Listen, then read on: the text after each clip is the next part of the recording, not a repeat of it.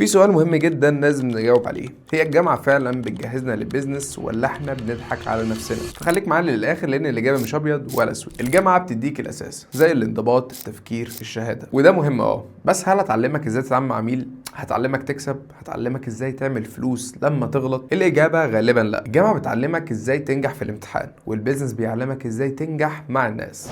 فالفرق كبير وواضح. وبرضه في الجامعة نموذج الاجابة غلط وصح، لا اما درجة ونجاح. اما بقى في البيزنس فمفيش نموذج، في تجربة، في خسارة، في تعديل. وفي الحالة دي السوق هو المصحح ومش بيرحم. بس على فكرة المشكلة مش في الجامعة، المشكلة في ناس كتير فاكرة ان الشهادة بتساوي امان مالي، والحقيقة ان الامان في مهارة تعرف تبيعها للناس او قيمة تعرف تقدمها والناس محتاجاها. الخلاصة ان الجامعة بداية طريق مش نهاية، فلو اعتمدت عليها لوحدها هتتأخر، ولو اشتغلت على نفسك جنبها انت كده بتبني لنفسك حرية حقيقية. وبس كده، لو مهتم تعرف اكتر عن البيزنس او تعمل فلوس عشان لايك وفولو، انا عمر درش، ده العالم من وجهة نظري.